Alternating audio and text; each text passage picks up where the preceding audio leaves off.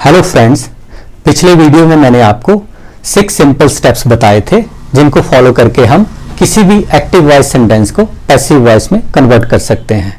और साथ में मैंने प्रेजेंट इंडेफिनिट टेंस और पास्ट इंडेफिनिट टेंस दो टेंसेस की एग्जांपल ली थी।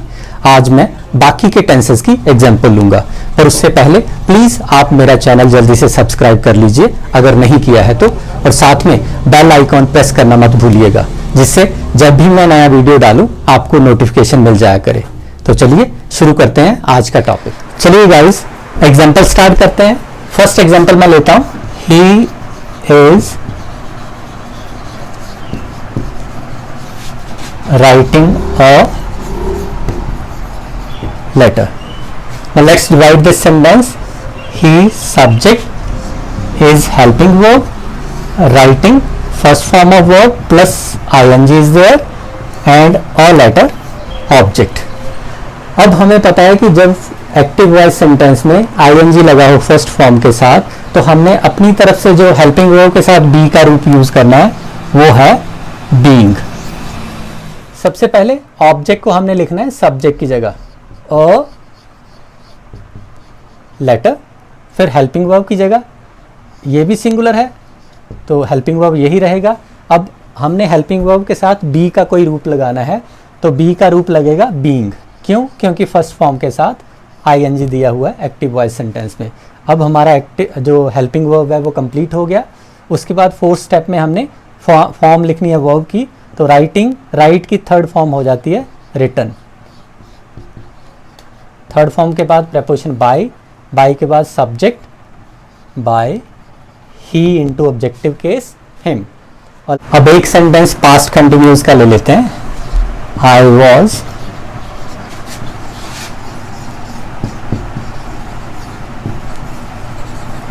Helping you. Let's divide subject, helping verb, object, first form plus I N G. अब पता है आईएनजी को देखते ही पता है हमने बी का कौन सा रूप लगाना है, बीइंग।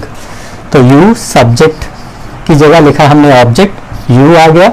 अब यहाँ पे वॉज है, आई के साथ was, singular helping verb, but you we always treat you as a plural, तो वॉज का क्या बन जाएगा, वर।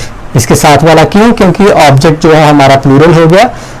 इसका आईएनजी की जगह हमने बीइंग लगा दिया, बी का रूप, you were being, third form helped by me, you were being helped by me. लेते हैं फ्यूचर इंडेफिनिट टेंस की एग्जांपल। फ्यूचर इंडेफिनिट टेंस के एक्टिव वॉइस के सेंटेंस में हमें हेल्पिंग वर्ब दिया होता है विल और शैल, इसके साथ में वर्ब की फर्स्ट फॉर्म दी होती है। तो पैसिव वॉइस में हमने क्या करना है, पैसिव वॉइस में हमने बी का जो रूप लगाना है वो बनेगा will be and shall be. जब भी आपको एक्टिव वॉइस सेंटेंस में विल और शैल दिए गए हों फर्स्ट फॉर्म के साथ, आपने पैसिव वॉइस में बी का जो रूप लगाना है, बी की जो फॉर्म यूज करनी है वो बी ही होती है। और आपको पता है कि पैसिव वॉइस में हमेशा ही वर्ब की थर्ड फॉर्म लगती है। चलिए एक एग्जांपल लेते हैं। He will write a letter. So divide this sentence. आपको एक्टिव टू पैसिव आता है या नहीं आता है? आपने सबसे पहला काम करना है, अपने जो सेंटेंस को है पैसिव वॉइस बनाने से पहले डिवाइड करना है into different part. He subject और later object. You need to identify subject and object of a sentence. उसके बाद हेल्पिंग वर्ब क्या लगा है, उसके बाद वर्ब की फॉर्म कोई भी हो, हमने पैसिव वॉइस में थर्ड ही लगानी है। अब हमें पता है कि जब एक्टिव वॉइस में विल और शैल दिए हों तो हम पैसिव वॉइस में बीज फॉर्म जो यूज करते हैं वो है बी इटसेल्फ। तो हमने इसका कन्वर्ट कर देना है। सबसे पहले object, first step, write object as subject और लेटर।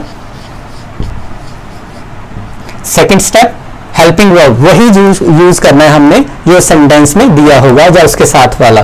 तो अ लेटर भी ये थर्ड पर्सन में आता है तो विल की जगह विल ही रहेगा, विल। और पैसिव वॉइस में हमने बी का जो रूप यूज करना है तो विल के साथ लग जाना है B. Right, it's third form is written, then preposition by, then subject he, in objective case him. तो गाइस अब करते हैं इंटेरोगेटिव सेंटेंसेस।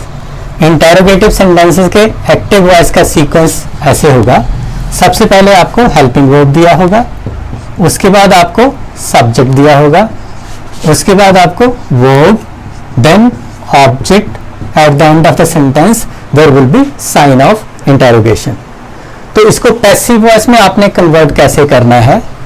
तो पैसिव वॉइस में भी हेल्पिंग वर्ब आपका जो दिया है वो वाला या उसके साथ वाला हेल्पिंग वर्ब आपने यूज करना है। गाइस हमने जगह चेंज करनी है सिर्फ सब्जेक्ट और ऑब्जेक्ट की, बाकी की चीजें जैसी हैं वैसी ही रहेंगी। अब ऑब्जेक्ट को लिखना है आपने, ये बात याद रखनी है कि ये helping verb according to object होगा, ये helping verb according to subject होगा यहाँ पे। तो ऑब्जेक्ट के बाद आपने क्या लिखना है? हेल्पिंग वर्ब का सेकंड पार्ट, यानी बी का जो रूप आपने लगाना है, बीज फॉर्म जो आप यूज करोगे। अगर आपके दो पार्ट बनते हैं हेल्पिंग वर्ब के, तो हेल्पिंग वर्ब का आपने जो सेकंड पार्ट है यहां पे लगाना है। उसके बाद आपने थर्ड फॉर्म यूज करनी है, थर्ड फॉर्म के बाद आपने by, then subject, at the end of the sentence sign of interrogation. तो एक्टिव वॉइस में आपका सीक्वेंस ये होगा, आपने पैसिव वॉइस में ऐसे बनाना है। चलिए एक एग्जांपल लेते हैं। Does he like sweets? Present indefinite tense. Does he like sweets? Let's divide this sentence. He is subject, sweets object, like first form of verb and does helping verb. हमें पता है कि हम does को passive voice में use नहीं करते, इसको कन्वर्ट करते हैं is, am और are में। तो चलिए इसको बनाते हैं इसी पैटर्न के अकॉर्डिंग। सबसे पहले हेल्पिंग वर्ब हमने लिखा, डज को चेंज किया इज, एम या आर में। तो यहां पे हमारा ऑब्जेक्ट क्या है? स्वीट्स। ये प्लूरल है तो हेल्पिंग वर्ब भी प्लूरल हो जाएगा, आर स्वीट्स। आप सोच रहे होंगे कि आर यहाँ डज का आर क्यों बनाया? क्योंकि डज तो सिंगुलर है, आर इसलिए बनाया क्योंकि डज यहां पर लगा हुआ है ही के साथ। तो जब हम ऑब्जेक्ट को सब्जेक्ट बनाएंगे तो ये जो हेल्पिंग वर्ब होगा अकॉर्डिंग टू ऑब्जेक्ट होगा, क्योंकि ऑब्जेक्ट हमारा प्लूरल है इसलिए हेल्पिंग वर्ब जो है प्लूरल हो गया, आर स्वीट्स। अब ये बी का रूप लगाना है, ये हमने बी का रूप यही लगा दिया, दो पार्ट नहीं बनते हमारे हेल्पिंग वर्ब के। सो ये ऑप्शन जो हमारा स्टेप है ये कैंसिल हो जाएगा। उसके बाद third form, liked by him, sign of interrogation. इसी तरह पास्ट इंडेफिनिट टेंस में यहाँ डिड लगा होगा तो डिड को हमने वॉज या वर में कन्वर्ट करना है। यहाँ पर होता है पास्ट इंडेफिनिट टेंस में डिड ही लाइक स्वीट्स, तो हमारा बन जाता डिड की जगह हमने वर लिखना था, वर स्वीट्स लाइक बाय हिम। तो अब एक एग्जांपल लेते हैं, प्रेजेंट कंटिन्यूअस टेंस की ले लेते हैं। Is he making pictures, is he making pictures. चलो इस सेंटेंस को डिवाइड करें। Is helping verb, he subject of the sentence, making first form of verb plus I N G and pictures object. अब हमें पता है कि आपने सब्जेक्ट और ऑब्जेक्ट की जगह इंटरचेंज करनी है। अब इस ऑब्जेक्ट को अगर मैं यहाँ सब्जेक्ट की जगह लगाऊंगा तो पिक्चर्स ये प्लूरल है, यहाँ ही सब्जेक्ट सिंगुलर था तो इसके साथ हेल्पिंग वर्ब इज लगाया। अब पिक्चर्स जो ऑब्जेक्ट है प्लूरल होगा तो इस हेल्पिंग वर्ब के साथ वाला हमने हेल्पिंग वर्ब ढूंढना है जो प्लूरल के साथ लगता है। इज के साथ वाला हेल्पिंग वर्ब है आर, जो हम प्लूरल के साथ लगाते हैं, तो is going to be change into are, are plus object pictures. Second step, third step हो गया बीज फॉर्म। बीज फॉर्म क्या लगेगी? अगर फर्स्ट फॉर्म के साथ आईएनजी लगा हुआ है तो हमने अपनी तरफ से बीइंग लगाना है। अब are pictures being, third form make की, made by he into objective case him, at the end of the sentence sign of interrogation. Guys अब मैं नेक्स्ट वीडियो में आपको क्वासी पैसिव और इम्पेरेटिव सेंटेंसेस को कैसे इजीएस्ट वे से passive voice में कन्वर्ट कर सकते हो वो बताऊंगा। देखिएगा जरूर।